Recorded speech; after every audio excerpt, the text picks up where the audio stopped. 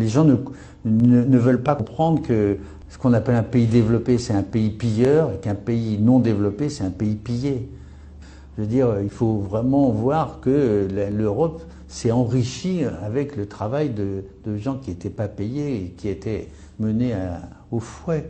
Ça, c'est une dette historique. Et c'est là que commence la dette écologique, puisque on pille les ressources, on prend le bois, les minerais, tout ce qui est possible, on l'extrait. Et donc ça, pour moi, la dette écologique, elle commence historiquement avec ces 3 siècles d'esclavage. Voilà, ça on peut pas passer là-dessus. C'est le fondement de notre surrichesse et de leur surpauvreté, de cette inégalité dont on vient de parler qui est croissante.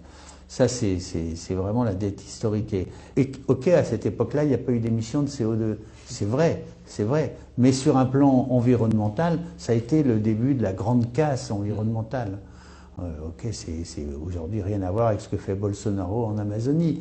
Mais le pli était mis. C'est-à-dire que vraiment, les types qui finançaient, c'était des banques déjà qui finançaient les bateaux qui partaient pour le commerce triangulaire.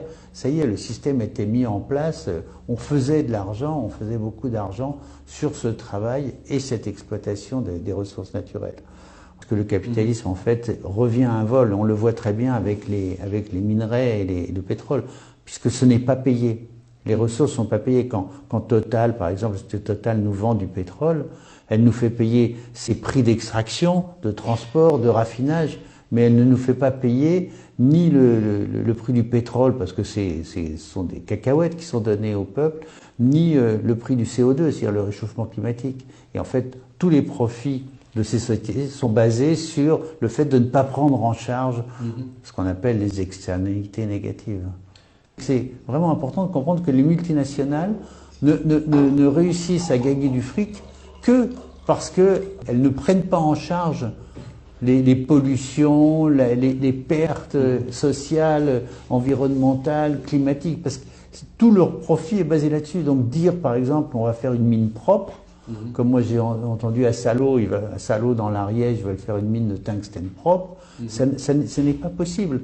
Si tu fais une mine de tungstène, tu vas saloper l'eau pour nettoyer, etc. Tu vas sortir de l'amiante, tu vas saloper la santé des mineurs, etc. Donc le capitalisme est basé sur le vol et la non prise en charge des externalités, des pollutions, etc., des pertes. Voilà, c'est très clair. Il n'y a pas d'autre solution. Et voilà, tant que le profit est là, l'écologie disparaît. Il y a une opposition absolue entre le système capitaliste et une planète vivable. C'est évident. Personne n'est capable. On a beau nous parler de croissance verte, etc. Non, ça n'existe pas. Le problème, c'est d'accepter les pollutions.